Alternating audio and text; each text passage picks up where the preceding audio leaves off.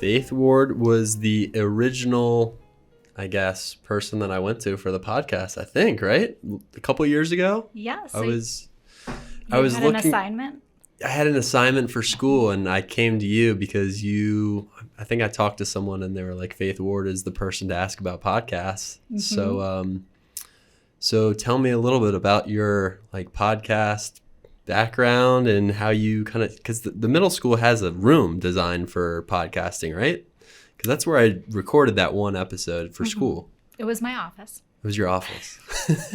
But we have basically a mobile podcasting station, and we have a podcast club, and it's open to 6th, 7th, and 8th graders, and they had to fill out a full-blown proposal to tell us what they wanted to talk about and what they want to make their show about. So the majority of them are related to sports. Mm-hmm. We had an 8th grade group that wants to do baseball, talks about baseball. Some guys talk about football, but we have a 6th grade group, and they do movie reviews.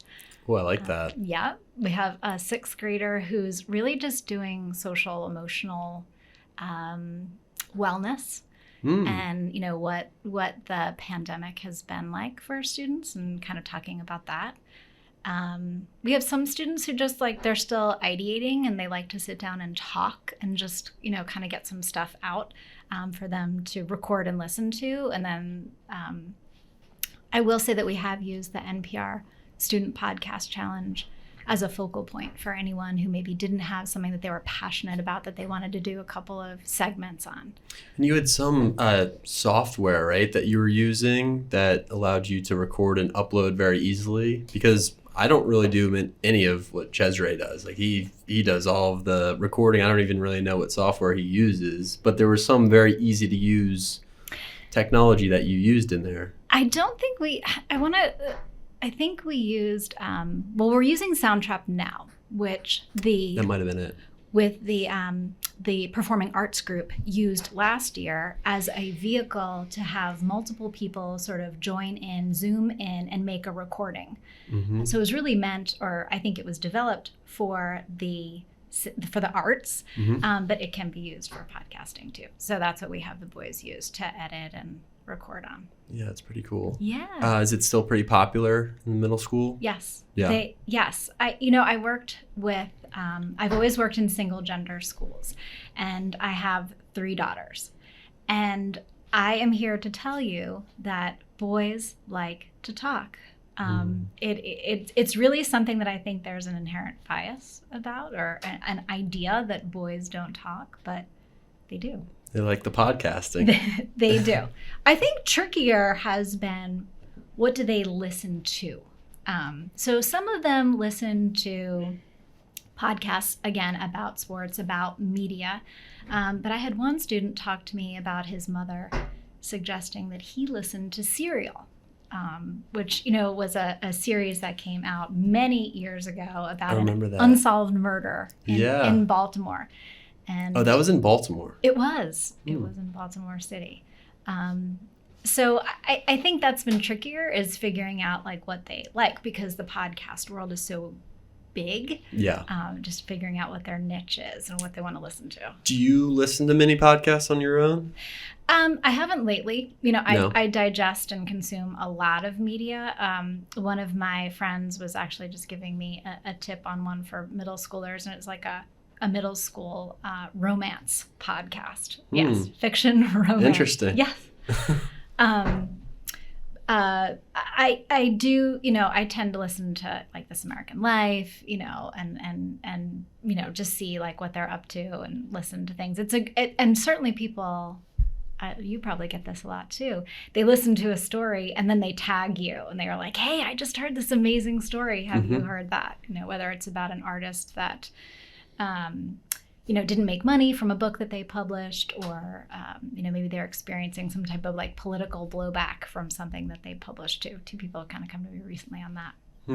Do you, so I talked to a lot of the librarians in the upper school about audiobooks, because some of them like the audiobooks in there, and we just talked about some of the books that are coming in and the reviews. Do you like audio? Do you listen to audiobooks ever, or do you like reading the the true version of the book? The print.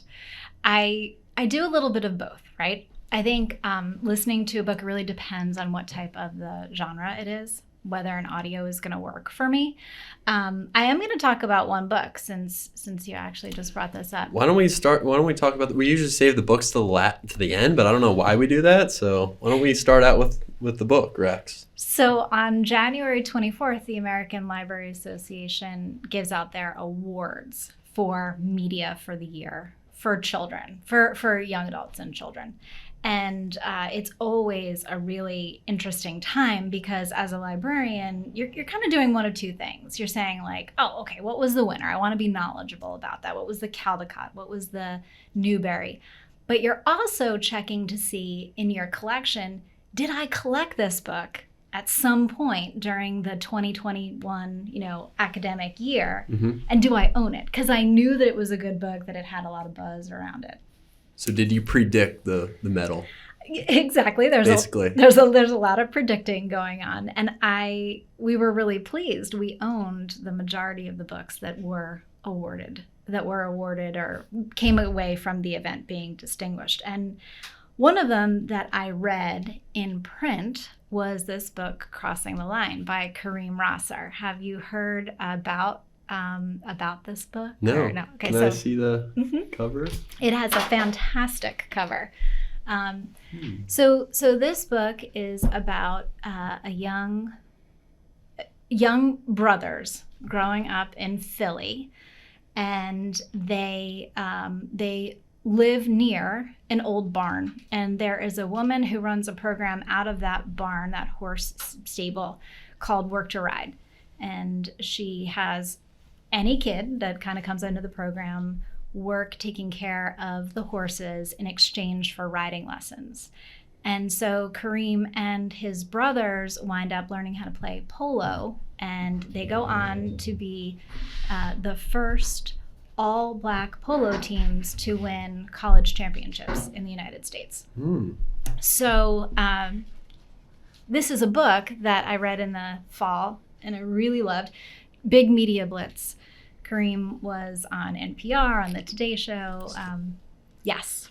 And he does have some type of deal with Ralph Lauren and is the face of the polo brand. But I re-listened to it over the weekend because we bought it on audio as an offering for our students. Our students really like audiobooks. It is routinely one of the most checked out type of books on our Overdrive platform. So the platform that kids get ebooks from. Gotcha. So we have ebooks that they can download and actually look at, but then they also have a lot that they can listen to. And they can just go on their computers and do that on their own. They don't have to come to you at all, and they just, okay. They do. Yeah. And they can listen to things on their phone, And that's the really nice part about an audiobook is I can listen to it, put it down, and then pick it up maybe on my iPad at home, and it'll know exactly where I stopped, and it'll just start again. So how was the experience of reading this for the first time versus listening to it, which was different, obviously, but which did you like better? Did you like both versions of the book the same? I really like listening to it. You like listening more? I did, because the actors that they have reading the books really put the right emphasis on everything, and I think they really crystallized dialogue for the listener. So different voices throughout? Not necessarily. There are books that have an ensemble cast in the audio version. A good example of that is Lincoln and the Bardo. I was going to say, yeah. Did you listen? I did not, but I read that book. I liked it, but I heard from people that the audio version is better because of the different voices, and it makes it easier to understand who's speaking. I think what we've hit upon here is, and which is what I would tell you in my professional life, is that there are times where listening to it is going to be better than reading it. Ta-Nehisi Coates' Between the World and Me is another, the listen will never compare to reading it. Much better, you would say. Absolutely. Really? All right, so that was our last book recommendation the other day on Friday on the podcast, yeah. Was it? So maybe that should have been an audio version recommendation. I listened to it actually driving out to the Eastern Shore to go to a conference, and I remember this with such distinction. I almost drove off the road because of some of the powerful moments in that audiobook. Wow. Yeah. Your next book. So for students, you would recommend, I'm teaching English, and I have students ask me sometimes, can I listen to the book rather than read the book? What would you say in that position? Do you say that's okay? Is that taking away from the experience of print reading?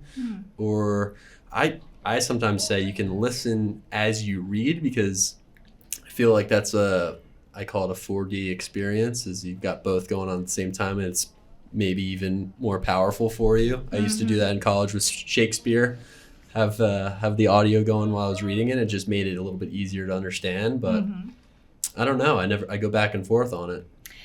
Do you ask your students what type of learners they are? I think it's all about self-advocacy. There are a lot of students that I listen to, or let's say we go into a classroom and kind of observe the teaching that's going on. And if it's all teacher-driven, teacher talking, I think as an instructor, what about the kid who just does not process that way? Like, how are they losing out on this experience?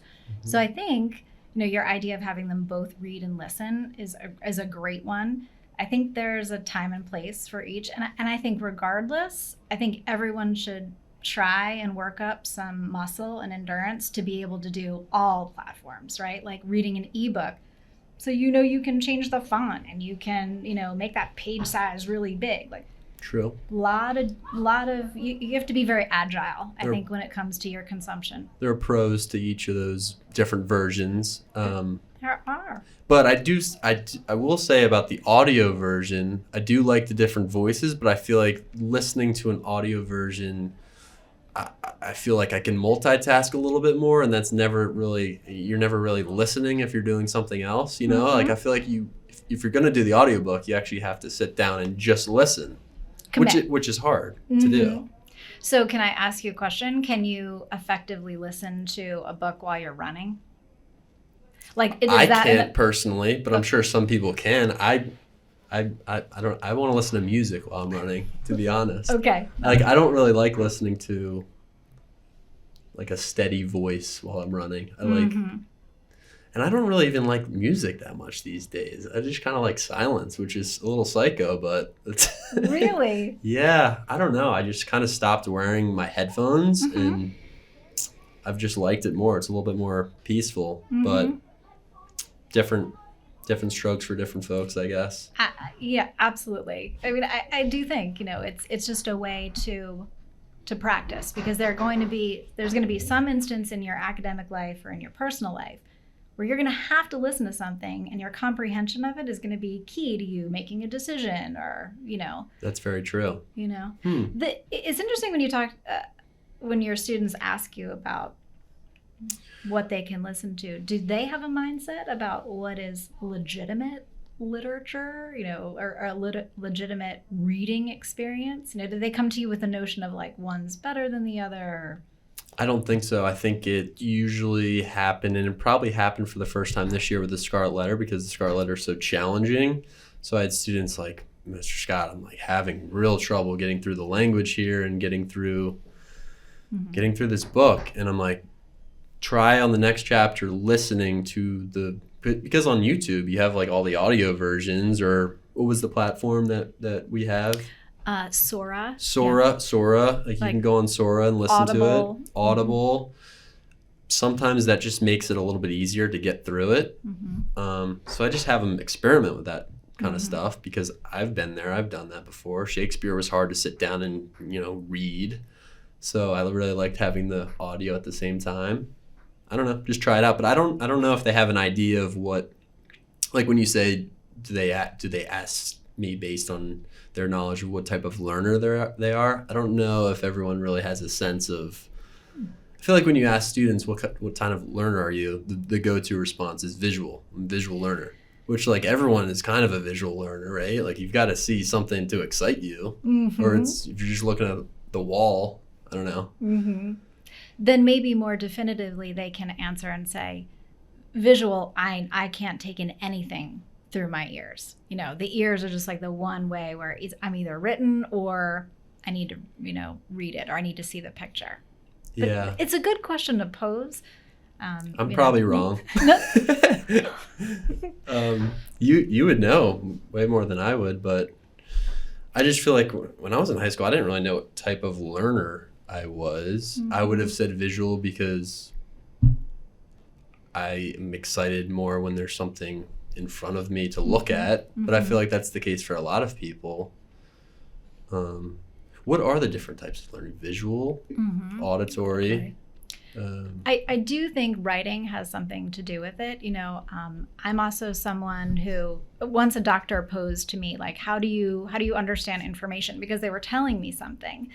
And I said, I need to read it. In order for me to really know it, I need to read it. I need to see those words and digest them that way. So is that visual? Yes, but I think it's a different plane of visual, right? Like I didn't need to see an image. I needed to read the words.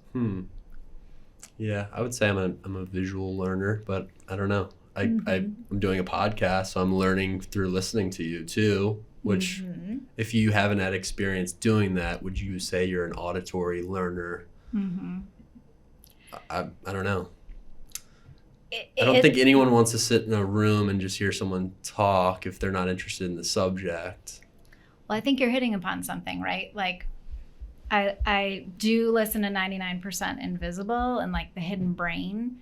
And to me, the stories or the podcasts that stick with me are the ones that are more told like a story as opposed to the data-driven ones. So I think on The Hidden Brain, there was this podcast about a young boy in Southern California who decided that he was going to break the Guinness Book World Record for staying awake, the longest a human had ever stayed awake. Wow. And that story, that podcast has stayed with me in a way that I think very few texts that I've ever read have resonated. So I think it depends on the content, right? Interesting. I do want to say to you the Crossing the Line book is an Alex Award winner. And the Alex Award, the American Library Association gives out 10 of them, 10 nods to adult books written for an adult audience, but are good for teens. So that might be a book that you pass on to the students that you teach. So is it YA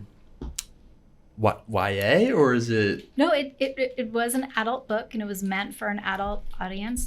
It's a memoir. He actually attended Valley Forge for high school. Valley Forge military. Oh, military! Wow. Mm-hmm. Oh, wow. I played tennis there. I'm from that area. I knew that you were from the Philadelphia area, but I thought it was more like in the I don't know where is Valley Forge? Oh, it must be in Valley Forge. It's probably 20 minutes outside of Philadelphia, I would say. It's 5 minutes from Valley Forge National Park. Okay. But it's a beautiful campus. I mean, Valley Forge Military School is like very, very beautiful. But wow, I did not know that. Yeah. So I think part of the reason he wound up going there was because they had horses. Mm-hmm. They had an equestrian program where he could continue riding and playing polo. So there's a lot about this book that I think is really interesting for our community, because I was talking to my middle schoolers about it and I was like, has anyone seen a polo match, ever? Yeah. And we had a discussion about that because there are area schools that have equestrian programs. And I said, well, what's a polo game like? Is it genteel? And we got to the root of the fact that it's not that, on a horse, you're going 30 miles an hour. It's like lacrosse on motorcycles. Yeah. It's dangerous for sure. It is very dangerous, but it's thrilling. And baked into the sport is the fact that it's, one of privilege and great amounts of financial support have to be backing you in order to play. So their work and their role moving into that sport is significant. Yeah, that's a brilliant idea, that trade-off. And I think about that with lacrosse sometimes too, because lacrosse is a very white sport. And if you're looking to add some racial diversity in the sport of lacrosse, I think it's like a lot of sports, like ice hockey, I think you could say the same thing for. And I think a lot of it is the financial barrier to like gain access to that sport. The equipment is expensive, and same with polo. Yes, polo horses are not ones come by easily. Yeah, right. But that's a brilliant idea, and it sounds like a really interesting book. Have several students read this or listened to it? Have you talked to the students about it yet? Yes. So we've been talking about it since the 24th because we talked to them about the Alex Award. I have had students in my 7th and 8th grade, like they read Tara Westover's Educated. There are a lot of popular adult books that a 7th or 8th grader may or may not be curious about and want to read. So they were highly interested in this book, and we do have it on Sora as the online book. But really, I've been telling my colleagues about it. I always like to tell them about a book. And what is Kareem doing now after, I guess, having this experience? Is he still involved in polo? He is in finance. He wound up going to a Colorado school where he won that national championship. And he, works in finance, but he's a trustee for Work to Ride. So he's still very involved in the program that he and his brothers were part of in Philly. And that's so cool. Yeah. Oh. It's just it's not an easy read. Yeah. It looks, I would have said it was an adult book from just looking at it, but. They have a lot of challenges, but in terms of tenacity and perseverance, it doesn't get better than that. Yeah. Excellent. Alex Award. So can I talk to you about another book? Yeah. You've got a few there. I do. So I'm a fan of picture books, and I think that's a shout out to my 10 years working in a lower school.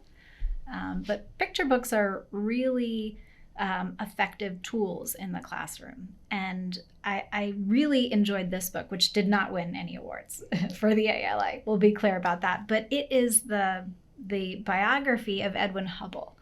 The Hubble telescope. Yes. Yeah, so he, what I found really interesting about this book was his fascination with the stars from a very young age. And he was discouraged, basically, by his father to study astronomy. He went to graduate at the University of Chicago, and then he wound up going to Oxford and studied law.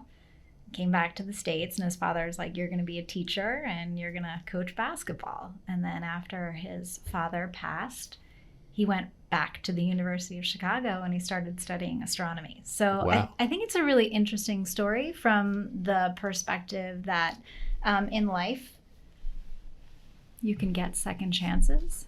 In life, you can be really passionate about something from a very young age. I think it's also proof positive that, he made such a contribution to our knowledge of the universe. And we're still benefiting from that today. Young children like books like that. And I think older children like them too, because they're very simple, right? There's not a lot of window dressing in there. Mm-hmm. You learn the facts, you kind of get in and you get out. And for our middle school students, I think that's a great seed to plant in them. And then they can go and they can look at a more comprehensive biography, or they can read more about astronomy and discover other astronomers. But I really enjoyed that. I don't know if I would predict that middle schoolers would be interested in like biographical or lower schools would be interested in biographical. I feel like more fiction-based children's book would be more appealing, but that's interesting. I don't know if that'd be my first guess. So in general, and we're using broad strokes here, our single gender community reads more nonfiction biography fitting into that than other single gender schools. I think that's true. Yeah. And that happens at a very young age. Working with the lower schoolers, the boys there are some students who come to the library and they go right to the section on rocks, and that's where they go every week, and they take home their books about rocks. Mm. So in middle school, I think we see a shift actually in that, because they're doing so much nonfiction work in their academic career or in their academic lives, that when they come to the library, they really want a work of fiction because they want to escape. They want that thing that takes their mind off of their work. That makes sense. Are you seeing with the younger students, are you seeing a decrease in interest in reading because of the phones and the games and the social media? Are you seeing that like happen like to an intense degree right now, or is it kind of slowly going that way over the years, or like what's it like now with the phones? Because I coach the middle school squash and they love their phones. Obviously, it's just the times, and I'm wondering if they're going in the library and checking out books as much. This is a hard question, to answer, and it really is close to my heart, right?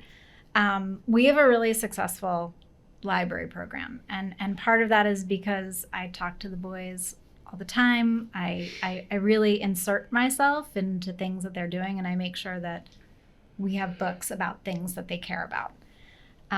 In the pandemic, I will say, in the height of the pandemic, and we can see this when we benchmark outside of school, right? Independent bookstores have done really well over the past 2 years because people are reading more, right? Yeah, that's true. Yeah. So that's been good.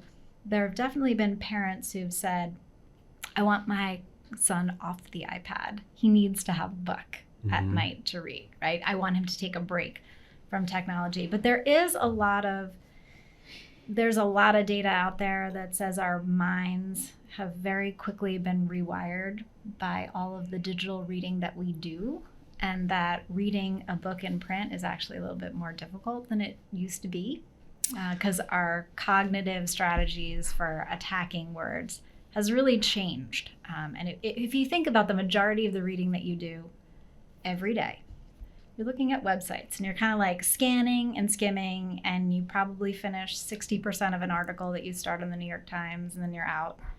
Which is a skill too, right? Like I feel like if you're in business or you're working a career, you have to scan like digital websites all the time and take in what you need. But a different type of skill. I would absolutely concur. But has it changed your endurance for reading something that really requires you to dig in and deconstruct and take active notes on? Yeah, it has. And it's a huge challenge to our students to be able to do both really well. And that's really what they do need to know how to do well in order to succeed in an academic environment. Yeah, and you can't really blame them. It's just the world.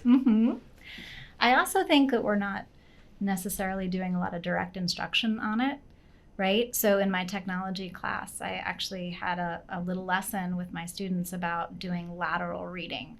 So long ago, in the library research world, when students stumbled upon a website that they were going to use in a paper that they were writing, we'd say, like, drill down, find out everything you can to verify that this is an authoritative source. Well, Stanford did a big study with students and professors and professional researchers, and what they found was the best way for you to figure out whether or not a website is authoritative is to start doing research on whatever they're talking about on that site, or you do research about them, meaning the author or the organization that the website is supported by. And the students really thought of that as like a eureka moment. They were like, oh, like, you don't want me to, click on the about and where these people live. And no, I was like, I want you to get out of there, and I just want you to open up another tab, and I want you to start like figuring out, is this true? Oh, wow. So lateral reading, and that's to help them ascertain the validity of the websites that they're reading. Yeah, that's very important. Interesting. Well, I like this idea, the boy whose head was filled with stars, Edwin Hubble. And I like the path he took in his life. It's very similar to, I don't know if you've seen the Steve Jobs commencement speech, but I teach a character and leadership class for seniors. and I showed them that speech, and I had only seen it recently too, but it's his commencement speech, maybe 2005 at Stanford. Mm-hmm. And he talks about how, I mean, he had so many like bizarre pathways to get where he got in his life. He went to Reed College, I believe, dropped out, didn't really know what he wanted to do. Mm-hmm. But there's one little anecdote that he talks about in his speech, and it was the fact that he randomly took a calligraphy class when he was at Reed College, like his freshman year, when you're choosing the classes and you need one filler class. He took a calligraphy class, and when he started Apple and he started these different tech companies, Pixar, one of the like main selling points of Apple, other than like the processing speed and all the digital improvements on that computer, was like the fonts and the colors of the Mac. And the fonts were like directly from his calligraphy class that he took randomly at Reed College. So it's kind of a similar idea here. It's like this, Hubble was doing this and he was going to be a teacher, but he really had that passion and just the different directions you can go. Yeah. That made me think of that, which I always thought was very cool. I'll have to look up that speech. Oh yeah, it's amazing. Mm-hmm. It's very good. We just did this book in the middle school as a book club, and we did this with our 6th grade. So it's a new book by Jason Reynolds, and I think we can just pause and talk about, Jason Reynolds being, such a driving force in having kids read. He's the ambassador for children's literature in the United States, and I think there's no other author writing so honestly for students, for middle grade age kids. He was interviewed in the New York Times Book Review this weekend, and he was asked, living or dead, who would you invite, to your literary dinner party? Which I love that question. And so he said, Toni Morrison, James Baldwin, Kizzy Lehman, and Jessamine Ward. And he would make dinner for them and give them wine, and then he would just like back out and watch and see like what ensued. So I love that answer. But this book is about Portico Reeves, great name for a protagonist, if you ask me, who lives in an apartment building in New York City, and his parents are going through a breakup. They're going to remain in the apartment, but they're going to have two separate apartments. And so he has this superhero approach, basically, to getting through the day to conquer the things he's navigating in his personal life, the things he's navigating at school, and the overarching anxiety that kind of connects those two. So we had a great conversation about the book with the boys, which I really appreciated, because the books should open up the doors to conversation.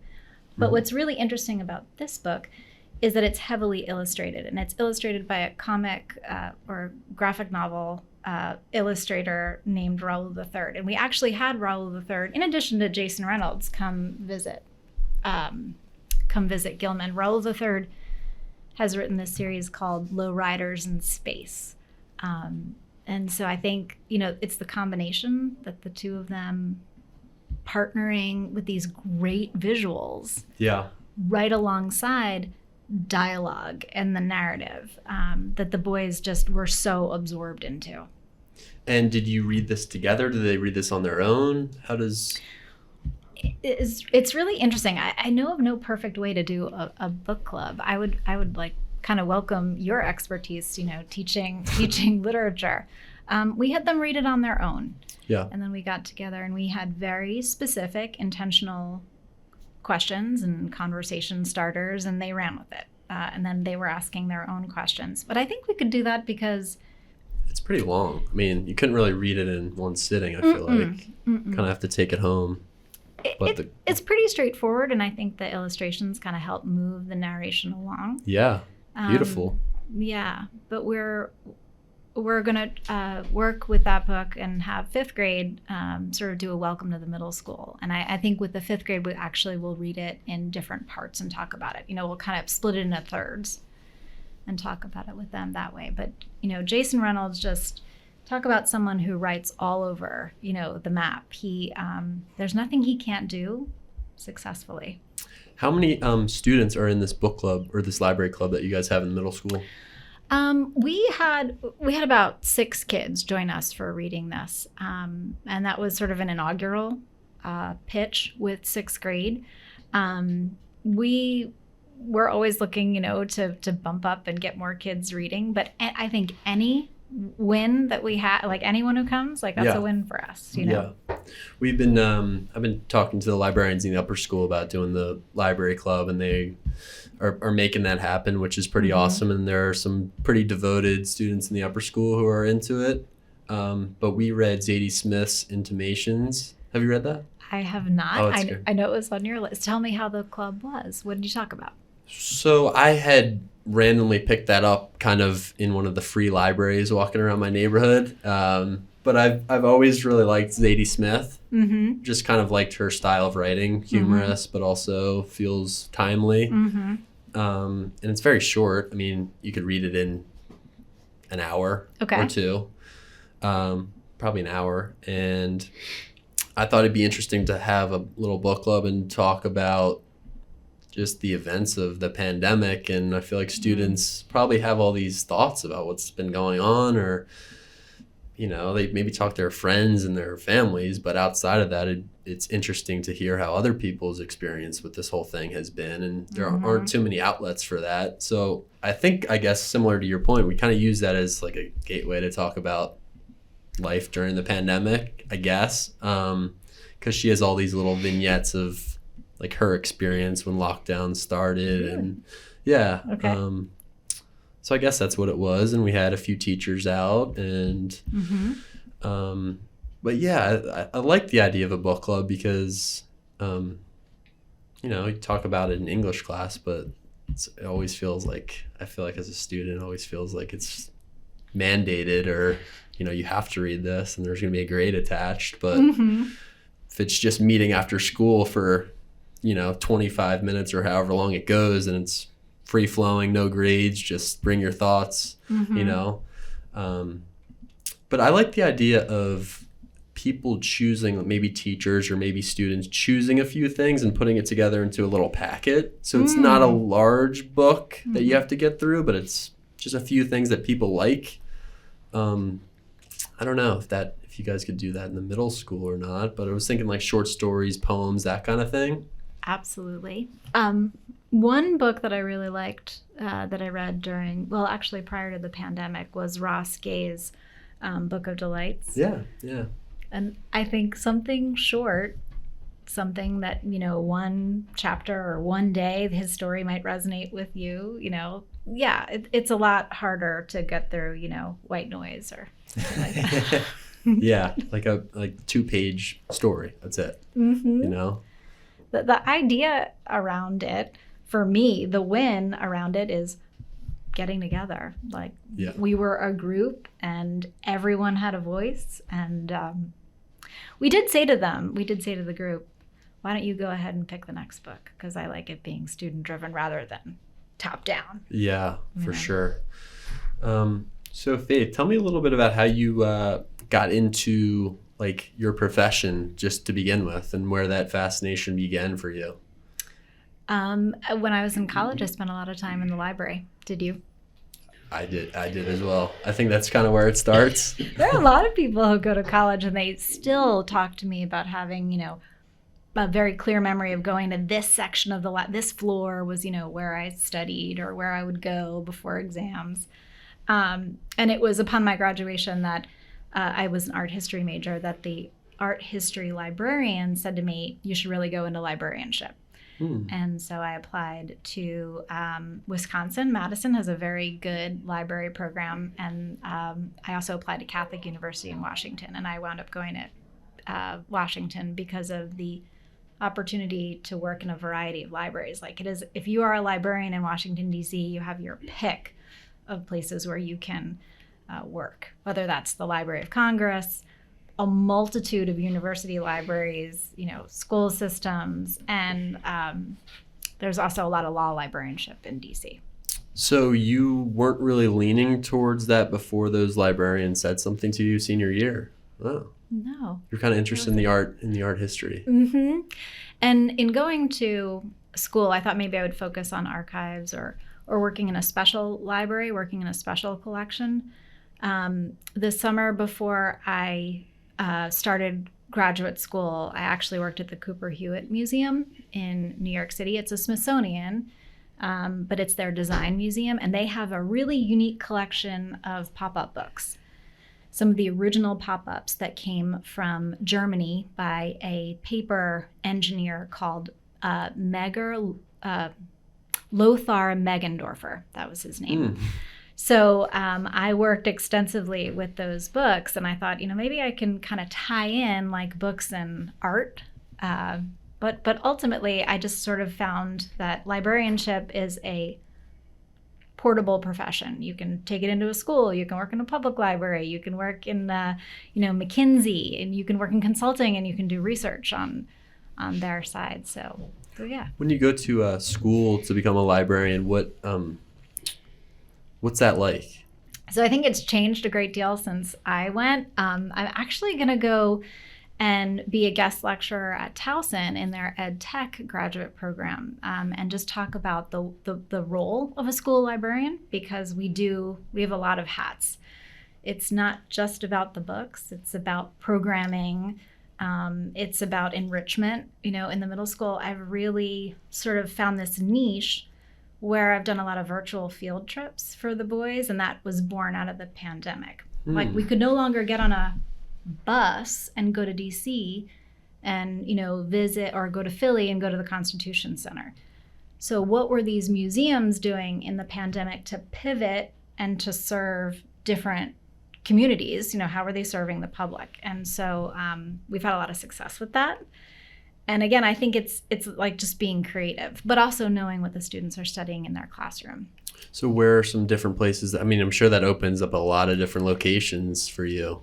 Doesn't it? Yeah. So the 8th grade studies ancient Greek and Roman history. And we always go to the Penn Museum up on the campus of the University of Pennsylvania. So I had gone on that trip the first year I worked in the middle school. And while there, I was speaking with a teacher who taught Latin in the middle school at the time. And I was asking him, with my interest in museums, like, where were there other good Greek and Roman collections? The Metropolitan Museum of Art has a good one. But he said to me, it's the Getty that really has a great collection out in Southern California. It's Pacific Palisades.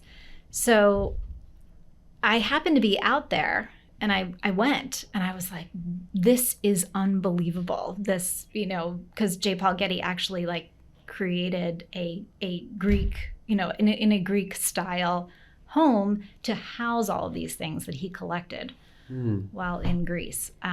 So we did a program with the Getty, and it was phenomenal. And is it all on the students' computers that they're able to access the virtual tours? And yeah. So they Zoom in, and what the docents did was they actually showed them about 4 different items from that period in history, from that location. And we looked at them with an intention I'd never really seen before, and we talked about them.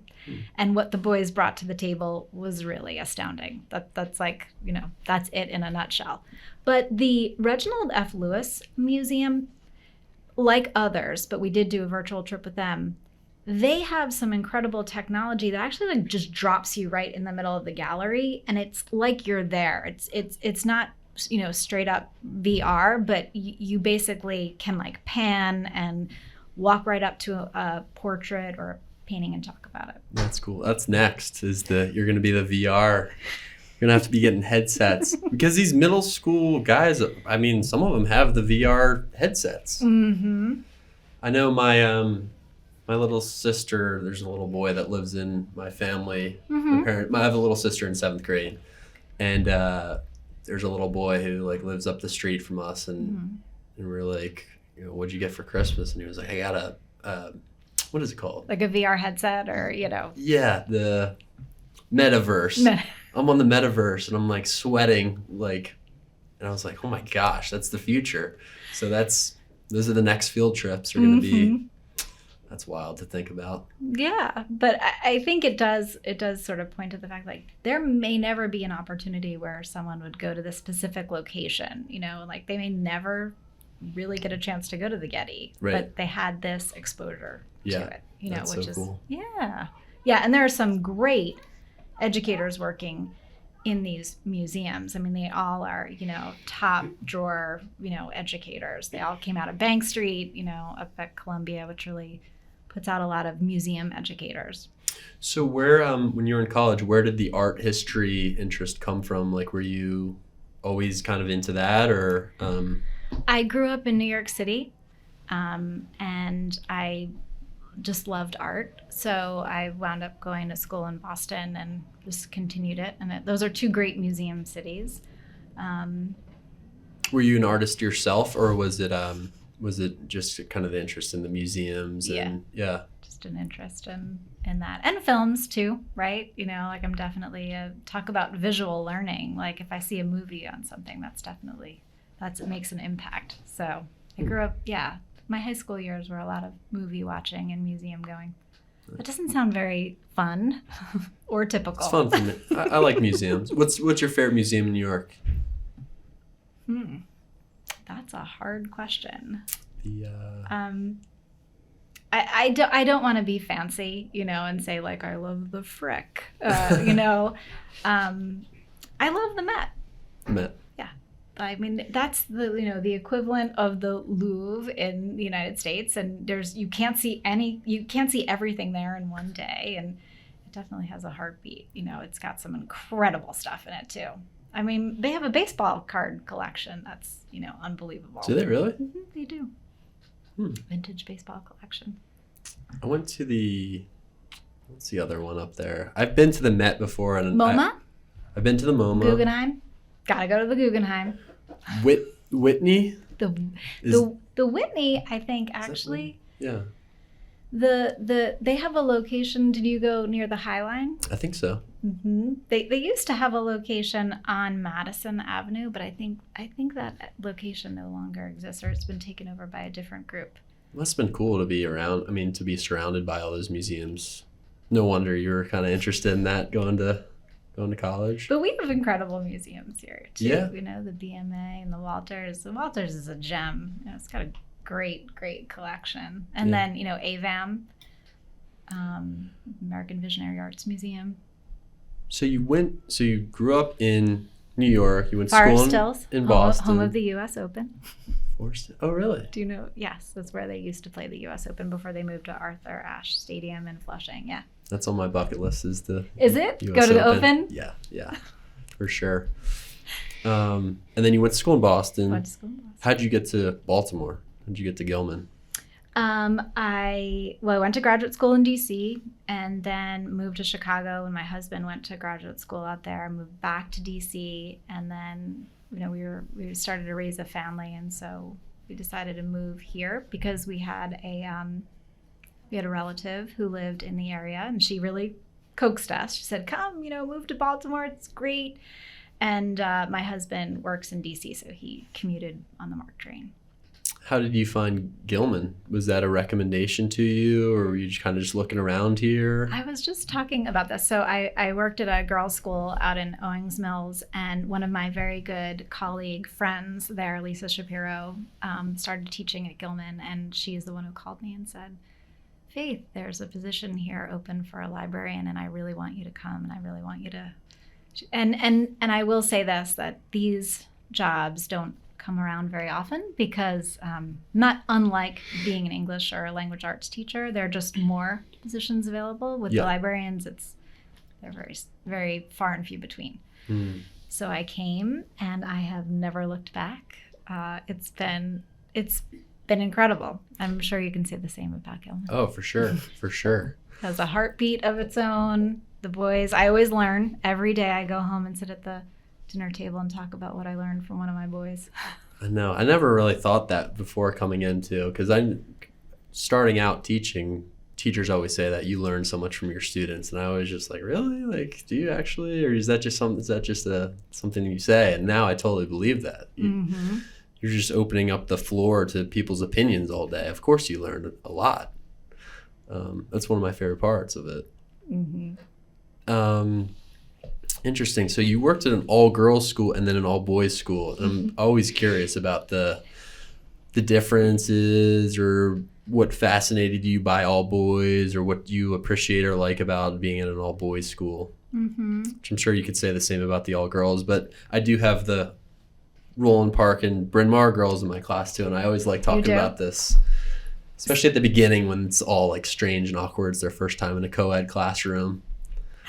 I have 3 daughters, so for me it was I have a brother, so at least I had that going for me. We talked a little bit about talking. We talked a little bit about the bias or the misunderstanding that girls talk and boys don't. I think what I've learned being here is sort of I've broken down like the different cultural, societal expectations that we have for boys. I think I look at a group of boys in the classroom and I ask the question like, well, what is it that we're asking them to do, either overtly or giving them these subliminal signs, that is really just baked into ideas that we have about masculinity? And I look at my experience here through sort of like a feminine lens, asking the question like, well, why? Like, is this, are we asking them to do something that's not necessarily natural to them? What is their natural state of being? What are some examples of that you see? Again, I could bring it back to librarianship with this idea that, our boys in general are taking out nonfiction books, but there are some boys who love reading, high fantasy, and that is all that they read. And that they are passionate about reading and they have a deep love and appreciation for it. And I think that's not necessarily what publishers would say. Publishers are printing books for girls who read them because that's really their market. But I would wager that there are a lot of boys that are ready, willing readers, and maybe the deficits out there are the fact that publishers aren't publishing things for them. There were some librarians at Georgetown Day that did a study of the book covers that middle schoolers were choosing based on what maybe was being marketed or created and tailored for them. And if you looked at books that were potentially more appealing to boys, the covers were very dark. They were black and white. They were gray. Whereas the ones that were marketed for or sent with the idea that it was a story girls would be interested in, very colorful, puppies on the cover, And so I think that's a good example of like, well, why? A boy can't pick up a book that has a puppy on the cover? I would go for a colorful cover. I mean, who wants to read a gray, a dark covered book? But I don't know. I'll have to do That's surprising to me.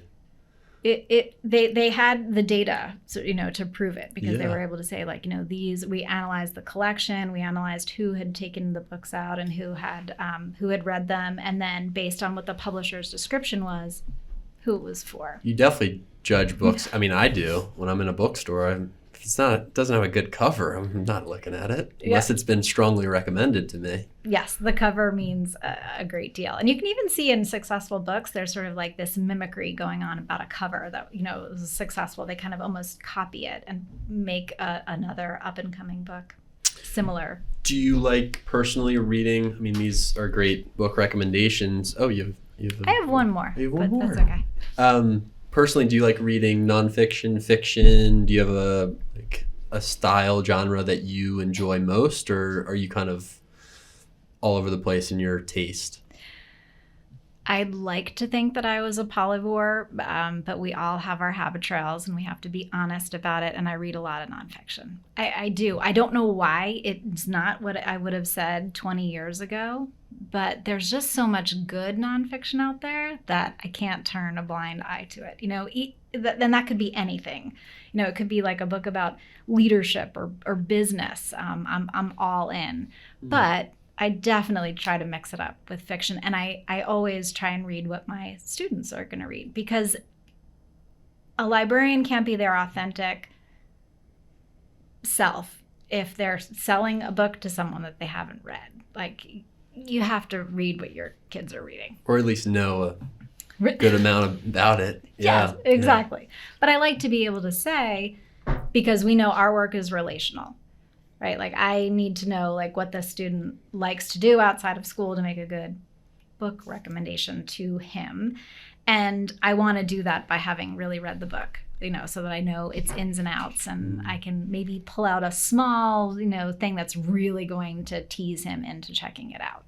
That's so important. And that's something that Gilman talks a lot about in the classroom is relational teaching. But I don't know if people necessarily think librarians are relational teachers too. They have to know what people like, and that's one of the reasons I enjoy going into the library room at Gilman with the librarians. They've got the Keurig in there. They know exactly what I like to read. Like Alice and Rebecca and Diane, they're like, Jake, you might like this book. And they know the synopsis or at least a little bit about it. I mean, it's great to be friends with the librarians, I would absolutely concur. I think, it's cool too to also know what's going on in their lives. Because then they feel safe to come and ask me, for a book recommendation, or come to me and say, like, I want to do some research on this topic. We have an established relationship where they know they can ask me. And that's, I think, the foundation to me being able to help them in any way that I can. Yeah, that's so important, because a lot of kids, I think, are shy about approaching teacher, librarian, anyone. When really, I feel like when you get a little bit older, you're like, why would you feel shy about that? Like, that's what they're there for, is to help you. Especially middle school, we're very accessible, we're very goofy and accessible. Yeah. I will soften my nonfiction blow by saying that I love poetry, and as part of our supplementary reading program, so 6th, 7th, and 8th graders all have to read 8 books in the academic year. 8 books outside of what they're reading for school. Oh, wow. So they can read 4 books of their own choosing, because I don't want to take away, I don't want to deflate like student choice. We know that that's the driver in a lot of what we do. But I do make them read. That's not the right way to say this. We request that they read 4 different genres. So historical fiction, biography, nonfiction, and poetry. And it's poetry that's the big sticker for a lot of them. But there are also a lot of novels written in poetry formats, and we have a tremendous collection of that within our fiction collection. But I do suggest a lot of poetry to the students. That. Yeah, it's a natural for boys. Boys like to rhyme. They like things that are neat and concise and finite. And a book of poetry goes down easily, and it really gets you thinking, and it usually begs you to reread. Yeah. For sure. Oh, I love that. That's pretty rigorous requirements in middle school. Parents love it. Yeah. Prospective parents love it too. And we've had a lot of success with it. We've sort of changed it so it's a very technological process for them to show us what they've read. They fill out a form. We collect the data on it. We give them a merit for things that they've read. Like, it's great. And then we also see what they're reading, and we know maybe it's a book we don't have in the collection. So it's a great way for us to say, like, oh, this is being read. Let's go ahead and buy it. I think that's a great idea for the library club, too, is a poetry booklet. It's short, it's accessible, it's thought-provoking, conversation starting. I think that we're going to try to do that in the upper school, maybe. Cool. But so I like that. I'll have to think about a book written in, I know there are a lot of YA books that are written in poetry format, too. But, even if you picked up, like, the crossover or something like that.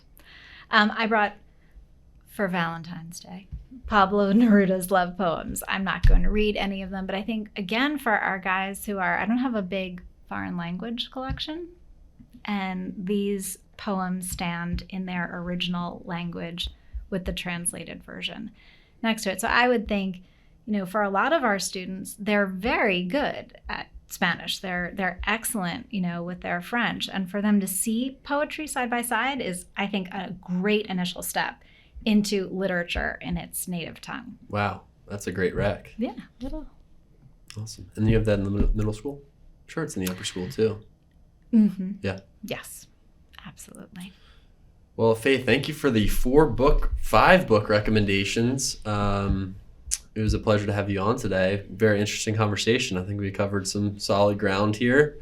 Me too. Is there anyone you would say in the middle school who you'd like to hear on a podcast? Is there anyone who comes to mind that you would recommend that we have on we're looking for some more guests on here? I have a lot of people that I would recommend. Donnell Thompson is an incredible human being, full stop. But when it comes to conversation, I learn a lot from him, no matter how long we have with one another.